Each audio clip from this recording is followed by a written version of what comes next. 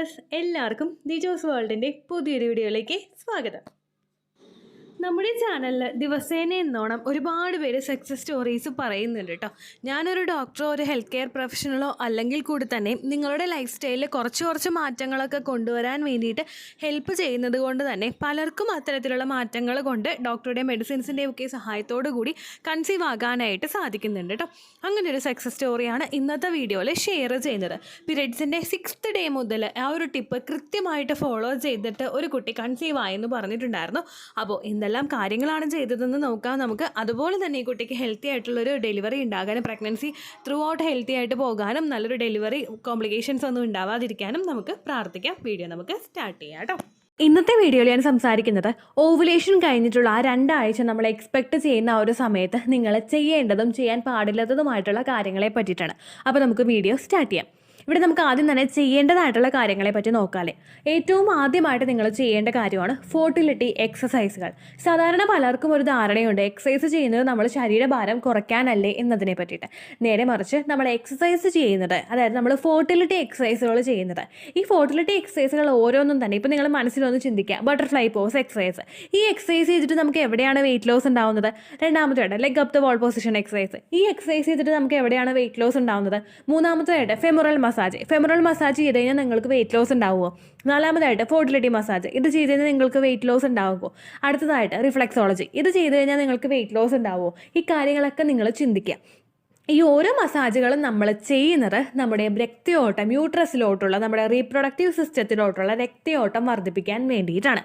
നമ്മുടെ എംബ്രിയോ അവിടെ നറിഷ് ആവുന്ന സമയത്ത്, അല്ലെങ്കിൽ നമുക്ക് ഇംപ്ലാന്റേഷൻ നടക്കുന്ന ആ ഒരു സമയത്ത് ഈ ഓരോ ശരീരഭാഗത്തോട്ടും രക്തയോട്ടം വളരെയധികം വേഗത്തിൽ പോയി കഴിഞ്ഞ് കഴിഞ്ഞാൽ ഇതുമൂലം നിങ്ങൾ എളുപ്പത്തിൽ പ്രഗ്നൻ്റ് ആകാനായിട്ടുള്ള സാധ്യത അത് വർദ്ധിപ്പിക്കും. അതുകൊണ്ട് തന്നെ ഈ സമയങ്ങളിൽ നിങ്ങൾ ഫോർട്ടിലിറ്റി ബൂസ്റ്റിംഗ് ആയിട്ടുള്ള എക്സസൈസുകൾ 10 മിനിറ്റോ അല്ലെങ്കിൽ 15 മിനിറ്റോ നിങ്ങൾ ചെയ്യാനായിട്ട് ശ്രദ്ധിക്കുക. ഫോർട്ടിലിറ്റി ബൂസ്റ്റിംഗ് ആയിട്ടുള്ള ഞാൻ ഈ പറഞ്ഞ എക്സസൈസ്, അതുപോലെ തന്നെ മൈൽഡ് ആയിട്ടുള്ള വാക്കിംഗ്, 8 വാക്കിംഗ്, ഇങ്ങനെയുള്ള എക്സസൈസുകളല്ലാതെ ഹാർഡായിട്ടുള്ള എക്സസൈസുകൾ നിങ്ങൾ ചെയ്യാതിരിക്കുക. ഈ എക്സസൈസുകൾ ചെയ്യുന്നത് നേരെ മറിച്ച് നിങ്ങൾക്ക് ദോഷഫലങ്ങളും ഉണ്ടാക്കി തരും. മൈൽഡ് ആയിട്ടുള്ള എക്സസൈസുകൾ, ഫോർട്ടിലിറ്റി ബൂസ്റ്റിംഗ് ആയിട്ടുള്ള എക്സസൈസുകൾ നിങ്ങൾ ചെയ്ത് കഴിഞ്ഞ് കഴിഞ്ഞാൽ ഇതുമൂലം നിങ്ങൾ പ്രഗ്നൻ്റ് ആകാനായിട്ടുള്ള സാധ്യത അത് വളരെയധികം കൂട്ടും. മാക്സിമം ഒരു 10 മിനിറ്റോ അല്ലെങ്കിൽ ഒരു 15 മിനിറ്റോ മാത്രം നിങ്ങൾ എക്സസൈസ് ചെയ്താൽ മതിയാകും. അതിൽ കൂടുതൽ നിങ്ങൾ എക്സസൈസ് ചെയ്യേണ്ട. നിങ്ങളുടെ ശരീരം തളരുന്ന രീതിക്ക് നിങ്ങൾ ഒരിക്കലും എക്സസൈസ് ചെയ്യാനായിട്ട് പാടില്ല.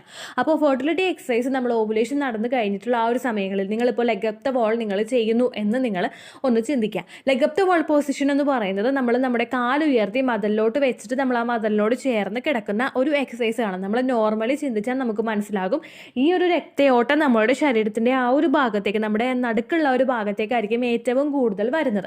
നമ്മുടെ ആ കാലിൻ്റെ സ്റ്റാർട്ടിങ് തുടങ്ങുന്ന ആ ഭാഗത്തായിരിക്കും നമ്മുടെ ആ യൂട്രസ്, അതുപോലെ തന്നെ നമ്മുടെ ഫലോപ്പിയൻ ട്യൂബ്, നമ്മുടെ ഓവറീസ് ഒക്കെ സ്ഥിതി ചെയ്യുന്നത്. ഈ ഓരോ ഭാഗത്തോട് രക്തയോട്ടം കൃത്യമായിട്ടുള്ള രീതിക്ക്, അതായത് നമ്മുടെ ഇരട്ടി ഒരു ഫ്ലോയിൽ അങ്ങോട്ട് പമ്പ് ചെയ്ത് പോയി കഴിഞ്ഞ് കഴിഞ്ഞാൽ ഇതുമൂലം അവരുടെ ആക്ടിവിറ്റീസ് കൃത്യമായിട്ട് ഗ്രോ ആകുന്നതിനും കൃത്യമായിട്ട് നടക്കുന്നതിനും, അതുപോലെ തന്നെ നമ്മുടെ ആ ഒരു എംബ്രിയോയെ ഒന്ന് നറിഷ് ചെയ്യുന്നതിനും ഇംപ്ലാന്റേഷൻ സക്സസ്ഫുൾ ആവുന്നതിനും ഇത് സഹായിക്കുന്നു. അപ്പോൾ ഓവുലേഷൻ കഴിഞ്ഞിട്ടുള്ള സമയങ്ങളിൽ നിങ്ങൾ ഫോർട്ടിലിറ്റി എക്സസൈസ് ചെയ്യാനായിട്ട് മസ്റ്റായിട്ട് ശ്രദ്ധിക്കുക കേട്ടോ.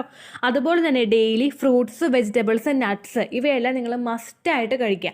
ഒരു പച്ചക്കറി അല്ലെങ്കിൽ ഒരു പഴവർഗ്ഗം, അതല്ലെങ്കിൽ നിങ്ങൾ ഡ്രൈ ഫ്രൂട്ട്സ്, നട്ട്സ്, ഇത് നിങ്ങൾ ഒരു ദിവസത്തിൽ എടുത്തിട്ടുണ്ട് എന്ന് ഉറപ്പ് വരുത്തുക. അധികം വിലയൊന്നും ഇല്ലാത്ത, നിങ്ങളിപ്പോൾ സാധാരണക്കാരായിട്ടുള്ള ആളുകളും ഒക്കെ വീഡിയോ കേൾക്കുന്നുണ്ടാവുമല്ലോ. എല്ലാ ദിവസവും വെജിറ്റബിൾസ്, ഫ്രൂട്ട്സ് അല്ലെങ്കിൽ എല്ലാ ദിവസവും നട്ട്സ് എന്ന് പറയുമ്പോൾ പലർക്കും അഫോർഡ് ചെയ്യാനായിട്ട് പറ്റുന്നുണ്ടാവില്ല. നേരെ മറിച്ച് നിങ്ങളെ കൊണ്ട് ഇപ്പോൾ വെള്ളം കുടിക്കാനായിട്ട് സാധിക്കുന്നു െങ്കിൽ നിങ്ങൾ വെള്ളം കുടിക്കുന്നതിൻ്റെ അളവ് നിങ്ങളുടെ ശരീരത്തിൽ ഇരട്ടിയാക്കുക. അതുപോലെ പച്ചക്കറികൾ, എല്ലാ ദിവസവും നമ്മുടെ വീട്ടിൽ വെജിറ്റബിൾസ് ഉണ്ടാവില്ല, ആ വെജിറ്റബിൾസ് നിങ്ങൾ നല്ലതുപോലെ കഴിക്കാനായിട്ട് ശ്രദ്ധിക്കുക. റൈസ് കുറച്ചിട്ട് നിങ്ങൾ വെജിറ്റബിൾസ് കൂട്ടുക, അതായത് കറി കൂടുതലായിട്ട് കഴിക്കുക, നമ്മുടെ റൈസ് കുറവായിട്ടും കഴിക്കുക കേട്ടോ. അങ്ങനെ ചെയ്യുന്നത് നിങ്ങൾ ആ ഒരു ഫെർട്ടിലിറ്റി ഇൻക്രീസ് ചെയ്യുന്നതിനും പ്രഗ്നൻ്റ് ആവാനായിട്ടുള്ള സാധ്യത ഇൻക്രീസ് ചെയ്യുന്നതിനും നിങ്ങളെ സഹായിക്കും. ഇനി നമ്മൾ ചെയ്യാൻ പാടില്ലാത്ത കാര്യങ്ങൾ എന്തൊക്കെയാണെന്ന് നമുക്ക് നോക്കാം. ചെയ്യാൻ പാടില്ലാത്ത കാര്യങ്ങളാണ് നിങ്ങളെല്ലാവരും ഏറ്റവും കൂടുതൽ ചെയ്യുന്നത്. അത് നിങ്ങൾ ഈ വീഡിയോ കേട്ട് കഴിഞ്ഞാൽ നിങ്ങൾക്ക് മനസ്സിലാവുകയും ചെയ്യും. ഫസ്റ്റ് സ്ട്രെസ് ഇല്ലാതിരിക്കുക. നിങ്ങളെ കൊണ്ട് ചെയ്യാൻ പറ്റുമോ? ഞാൻ ചലഞ്ച് ചെയ്യുന്നു, നിങ്ങളെ കൊണ്ട് ചെയ്യാൻ പറ്റുമോ എന്ന് നിങ്ങൾ നോക്കുക. സ്ട്രെസ് ഇല്ലാതെ നിങ്ങൾക്ക് ഇരിക്കാൻ പറ്റുമോ? ഇതെൻ്റെ ചലഞ്ചാണ്, നിങ്ങൾ എത്ര പേര് അക്സെപ്റ്റ് ചെയ്യുന്നത് നമുക്ക് നോക്കാം. ഓവുലേഷൻ കഴിഞ്ഞിട്ടുള്ള സമയങ്ങളിൽ പീരിയഡ്സ് ആവുകയോ പ്രഗ്നൻസി ആവുകയോ ഇന്നൊന്നും നിങ്ങൾ ആലോചിച്ച് ടെൻഷൻ അടിക്കാതിരിക്കുക. ആ ഒരു സമയം നിങ്ങൾ ഡെയിലി അങ്ങോട്ട് വെറുതെ അങ്ങോട്ട് വിട്ടോളാം. എന്ത് സ്ട്രെസ് ഉണ്ടോ, എന്ത് ടെൻഷൻ ഉണ്ടോ, അത് മാറ്റാൻ, അത് ഓവർകം ചെയ്യാൻ നിങ്ങൾക്ക് എന്ത് ചെയ്യാൻ പറ്റുമോ അത് നിങ്ങൾ ചെയ്യുക. പ്രാർത്ഥന ചെയ്യുക. പ്രാർത്ഥനയാണെങ്കിൽ നിങ്ങൾ പ്രാർത്ഥിക്കുക. നിങ്ങൾ പാട്ട് കേൾക്കുക. നിങ്ങളിപ്പോൾ ട്രോൾസ് ഉണ്ട്, ട്രോൾസ് കണ്ട് നമുക്ക് ഒരുപാട് ചിരിക്കാം. ട്രോൾസ് ചെയ്യുക, ബുക്ക് വായിക്കുക, പടം വരയ്ക്കുക, എന്താണോ നിങ്ങൾക്ക് ഇഷ്ടം അത് നിങ്ങൾ കൂടുതലായിട്ട് ചെയ്യുക കേട്ടോ. സ്ട്രെസ് ഇല്ലാതിരിക്കാനായിട്ട് പ്രത്യേകം ശ്രദ്ധിക്കുക. അടുത്തതായിട്ട് നിങ്ങൾ ചെയ്യേണ്ട കാര്യം, നിങ്ങൾ ആ ഒരു ഓവുലേഷൻ നടക്കുന്ന ആ ഒരു സമയത്തൊക്കെ, അല്ലെങ്കിൽ ആ ഒരു പീരിയഡ്സ് നിങ്ങൾ പ്രഗ്നൻസി എക്സ്പെക്ട് ചെയ്യുന്ന ആ ഒരു സമയത്തൊക്കെ നിങ്ങൾ പുറത്ത് നിന്ന് ഭക്ഷണം കഴിക്കുന്നത് മാക്സിമം അവോയ്ഡ് ചെയ്യുക. പുറത്ത് നിന്നുള്ള fast food, junk food, processed food, package food, അതുപോലെ സ്പൈസി ആയിട്ടുള്ള ഭക്ഷണങ്ങളൊക്കെ കഴിക്കുന്നത് നിങ്ങൾ കംപ്ലീറ്റ് ആയിട്ട് അവോയ്ഡ് ചെയ്യുക. നിങ്ങളുടെ വീട്ടിൽ തന്നെ ഓവറായിട്ട് സ്പൈസി ആയിട്ടുള്ള ഭക്ഷണങ്ങൾ നിങ്ങൾ കഴിക്കുന്നുണ്ടെങ്കിൽ അതും നിങ്ങളൊന്ന് കുറച്ചോളുക. കാരണം ഈ ഓരോ കാര്യങ്ങളും നമ്മളുടെ ആ ഒരു ഇംപ്ലാന്റേഷൻ ഫെയിൽ ആകുന്നതിന് കാരണമാവുന്നവയാണ്. മാക്സിമം നിങ്ങൾ വീട്ടിൽ തന്നെ ഭക്ഷണം ഉണ്ടാക്കി കഴിക്കുക. അത് എരിവ് അധികമൊന്നും ചേർക്കാതെ, എന്നാൽ എരിവില്ലാത്ത രീതിക്കൊന്നും അല്ല കേട്ടോ. ചിലവരൊക്കെ ഭക്ഷണം ഉണ്ടാക്കുമ്പോൾ നമുക്കറിയാൻ പറ്റില്ല, ഒരുപാട് എരിവ് ഇഷ്ടപ്പെടുന്നവരുണ്ടാക്കും. അങ്ങനെയുള്ളവരൊക്കെ ഒന്ന് എരിവൊക്കെ ഒന്ന് കുറച്ചിട്ടുള്ള ഭക്ഷണങ്ങൾ നിങ്ങൾ കഴിക്കാനായിട്ട് ശ്രദ്ധിക്കുക കേട്ടോ. അടുത്ത നിങ്ങൾ ശ്രദ്ധിക്കേണ്ട കാര്യം, ലോങ് ട്രാവൽ ചെയ്യുന്നത് അവോയ്ഡ് ചെയ്യുക. നിങ്ങളുടെ ചുറ്റുവട്ടത്താണെങ്കിലും പരിസരത്താണെങ്കിലും ട്രാവൽ ചെയ്യുമ്പോഴേക്കും നിങ്ങൾ എക്സ്ട്രീം കെയർ കൊടുക്കുക. ട്രാവൽ ചെയ്യുമ്പോൾ കെയർ കൊടുക്കാനായിട്ട് പറയുന്നത് എന്തിനാണെന്ന് വെച്ച് കഴിഞ്ഞാൽ, ഓരോരുത്തരുടെ ശരീര പ്രകൃതിയും ഡിഫറൻ്റ് ആണ്. ഇപ്പോൾ എൻ്റെ പ്രഗ്നൻസിയിൽ, എൻ്റെ ഫസ്റ്റ് പ്രഗ്നൻസിയിലും എൻ്റെ സെക്കൻഡ് പ്രഗ്നൻസിയിലും ഞാൻ പ്രഗ്നൻ്റ് ആണ് എന്നറിയുന്നതിന് മുൻപ് ഒരുപാട് ട്രാവൽ ചെയ്തിട്ടുണ്ട്. പക്ഷേ എൻ്റെ പ്രഗ്നൻസി അബോട്ടായി പോയിട്ടില്ല. എനിക്ക് പ്രഗ്നൻസിയിൽ കോംപ്ലിക്കേഷനും ആ ട്രാവൽ ചെയ്തതുകൊണ്ട് എനിക്ക് ഉണ്ടായിട്ടില്ല. നേരെ മറിച്ച് എൻ്റെ ഒരു റിലേറ്റീവ് ഉണ്ടായിരുന്നു. പുള്ളിക്കാരി ഒരു ഏജ്ഡ് ആയിരുന്നു, അതായത് ഒരു 30 years ഒക്കെ ആയപ്പോഴാണ് കൺസീവ് ആയത്. പക്ഷേ ബൈക്ക് യാത്ര ചെയ്തതിൻ്റെ ഭാഗമായിട്ട് ഫസ്റ്റ് പ്രഗ്നൻസി മിസ്കാരേജ് ആയി പോയിട്ടുണ്ട്. അപ്പോൾ അങ്ങനെ സംഭവിക്കുന്ന ഒരുപാട് പേരുണ്ട്. നമ്മൾ ഒരുപാട് ട്രാവൽ ചെയ്തിട്ട് പ്രശ്നങ്ങളൊന്നുമില്ലാതെ കൺസീവ് ആയിട്ട് ആ ഒരു നോർമൽ പ്രഗ്നൻസി കംപ്ലീറ്റ് ആയിട്ട് ചെയ്തവരും ഒരുപാട് പേരുണ്ട്. എൻ്റെ ഒരു ഫ്രണ്ട് ഉണ്ടായിരുന്നു. പുള്ളിക്കാരി ഇത്തിരി ജോലി ചെയ്യാനായിട്ട് ആ ഒരു സിറ്റുവേഷൻ ഉണ്ടായിരുന്നു. കാരണം പുള്ളിക്കാരിക്ക് ജോലി ചെയ്യാതെ വീട്ടിൽ നിൽക്കാനായിട്ട് പറ്റാത്ത സാഹചര്യം ഉള്ളതുകൊണ്ട് ആ ഒരു ത്രൂ ഔട്ട് ഒരു 8 months വരെ പുള്ളിക്കാരി 2 wheelerലായിരുന്നു ജോലിക്ക് പോയിക്കൊണ്ടിരുന്നത്. സ്വന്തമായിട്ട് ഡ്രൈവ് ചെയ്തായിരുന്നു ജോലിക്ക് പോയിക്കൊണ്ടിരുന്നത്. അങ്ങനെ ജോലി ചെയ്യുന്നവരും ഉണ്ട്. പക്ഷേ ഫെർട്ടിലിറ്റി മെഡിസിൻസും അതുപോലെ ട്രീറ്റ്മെൻറ്റും ഒക്കെ എടുത്തിട്ട് കൺസീവ് ആകാനായിട്ട് ട്രൈ ചെയ്യുന്നവരാണ് നിങ്ങളെങ്കിൽ, നിങ്ങൾ ആ ഓവുലേഷൻ കഴിഞ്ഞതിന് ശേഷം ഒന്ന് ട്രാവൽ ചെയ്യുമ്പോൾ ശ്രദ്ധിക്കുക. നമ്മളുടെ റോട്ടിൽ കൂടിയിട്ടുള്ള യാത്ര എത്ര അധികം മോശമാണെന്ന് നിങ്ങൾക്ക് എല്ലാവർക്കും അറിയാം. ഒരുപാട് ഗട്ടറും അതുപോലെയുള്ള പ്രശ്നങ്ങളും ഒക്കെ നമ്മുടെ റോട്ടിലുണ്ട്. അതുകൊണ്ട് തന്നെ നിങ്ങൾ ട്രാവൽ ചെയ്യണത് അത്രയും നിങ്ങൾക്ക് അവോയ്ഡ് ചെയ്യാൻ പറ്റാത്ത കാര്യമാണെങ്കിൽ, ഇപ്പോൾ ജോലിക്ക് പോകുന്നവർക്ക് ഇംപ്ലാന്റേഷൻ സമയത്ത് ലീവ് എടുത്ത് വീട്ടിലിരിക്കാനായിട്ട് എല്ലാ മാസവും പറ്റില്ല. അങ്ങനെയുള്ളവരൊക്കെ ട്രാവൽ ചെയ്യുമ്പോൾ, ഇപ്പോൾ ബസ്സിൽ നിങ്ങൾ ട്രാവൽ ചെയ്യുമ്പോഴേക്കും ഏറ്റവും പുറകിലത്തെ സീറ്റിലും ഏറ്റവും ഫ്രണ്ടിലത്തെ സീറ്റിലും നിങ്ങൾ നിൽക്കാതെ നടുവിലത്തെ സീറ്റിൽ നിങ്ങൾ ഇരിക്കുക. അവിടെ നമുക്ക് കൊടുക്കാൻ കുറച്ച് കുറവായിരിക്കും. അതുപോലെ ഓട്ടോയിൽ ട്രാവൽ ചെയ്യുന്നത് നിങ്ങളൊന്ന് അവോയ്ഡ് ചെയ്യുക. 2 wheelerലാണെങ്കിൽ നിങ്ങൾ എക്സ്ട്രീം കെയർ എടുത്തിട്ട് നിങ്ങൾ ട്രാവൽ ചെയ്യുക. കാറിലാണെങ്കിൽ നിങ്ങളിപ്പോൾ ട്രാവൽ ചെയ്യുന്നതിൻ്റെ സമയത്ത് കുറച്ചൊന്ന് കുടുക്കമൊക്കെ ഉള്ള റോഡുകളാണെങ്കിൽ ഒന്ന് നിങ്ങൾ സ്ലോവിൽ നിങ്ങൾ വണ്ടി ഓടിക്കുക. ഇതെല്ലാം നിങ്ങളുടെ ആ ഒരു പ്രഗ്നൻസി സപ്പോർട്ട് ചെയ്യുന്നതിന് സഹായിക്കും കേട്ടോ. ഒരുപാട് നാളായിട്ട് ട്രീറ്റ്മെൻറ്റ് എടുക്കുന്നവർ ഇതൊന്ന് ഫോളോ ചെയ്യുന്നത് നല്ലതായിരിക്കും. അതുപോലെ തന്നെ നമ്മുടെ യൂട്രസിന് കൂടുതലായിട്ട് പ്രഷർ കൊടുക്കുന്ന രീതിക്കുള്ള, നമ്മുടെ വയറിന് ഒരുപാട് പ്രഷർ കൊടുക്കുന്ന രീതിക്കുള്ള ജോലികൾ നിങ്ങൾ അവോയ്ഡ് ചെയ്യുക.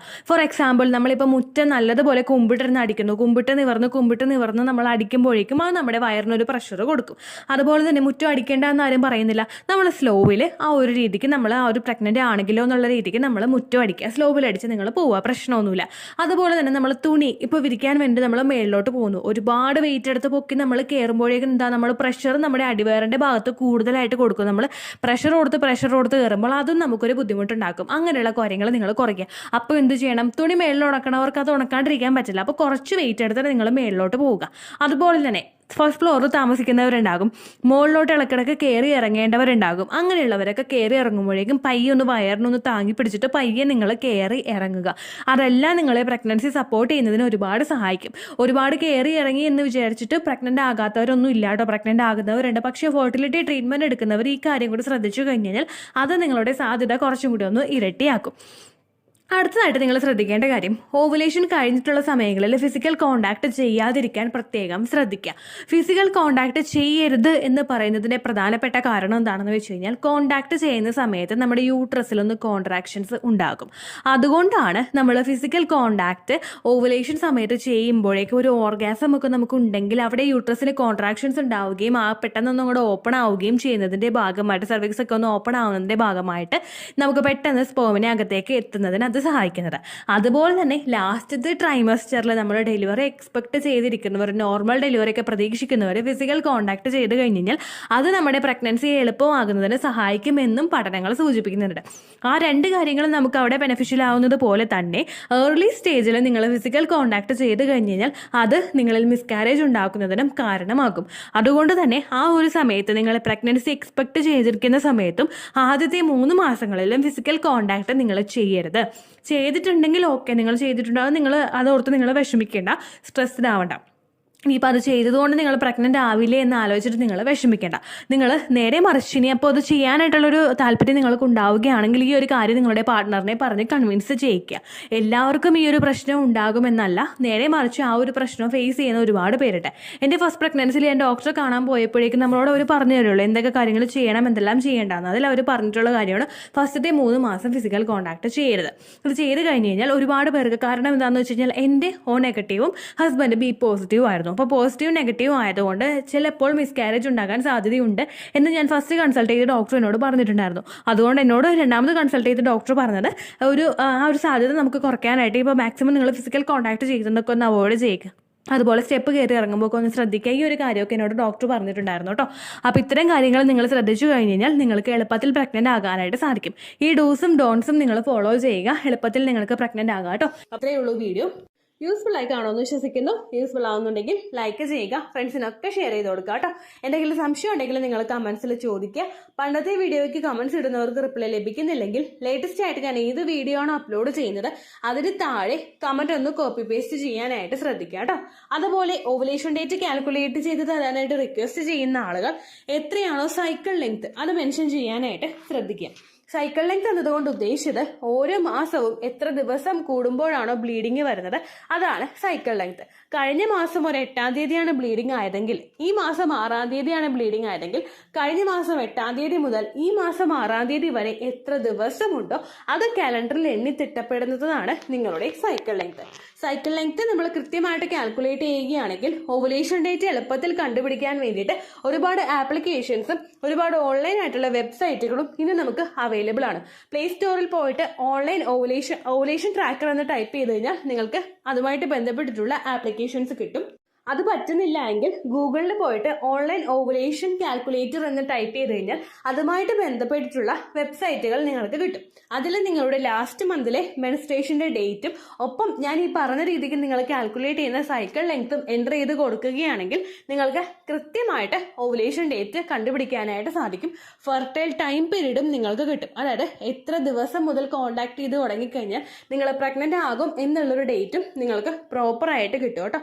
ഇത് കാൽക്കുലേറ്റ് ചെയ്യുന്ന സമയത്ത്, സൈക്കിൾ ലെങ്ത് കാൽക്കുലേറ്റ് ചെയ്യുന്ന സമയത്ത് നിങ്ങളുടെ ആ ഒരു കലണ്ടറിൽ നോക്കി തന്നെ നിങ്ങൾ കാൽക്കുലേറ്റ് ചെയ്യുക. പല മാസങ്ങളിലും 30-31 ദിവസമുണ്ട്, അതുകൊണ്ടാണ് അങ്ങനെ പറഞ്ഞത്. ഒപ്പം നിങ്ങൾക്ക് ബ്ലീഡിങ് തുടങ്ങിയ ദിവസത്തിന് വേണം നിങ്ങൾ ഡേ 1 ആയിട്ട് എടുക്കാൻ വേണ്ടിയിട്ട്. സ്പോട്ടിങ് തുടങ്ങിയ ദിവസത്തിനെ, അതായത് ചെറുതായിട്ട് ഡിസ്ചാർജ് പോയി തുടങ്ങിയ ദിവസത്തിനെ നിങ്ങൾ കൺസിഡർ ചെയ്യേണ്ട ആവശ്യം ഇല്ല കേട്ടോ. അപ്പോൾ ഇത്രയേ ഉള്ളൂ വീഡിയോ. അടുത്തൊരു വീഡിയോ ആയിട്ട് നമുക്ക് വീണ്ടും കാണാം. ബൈ.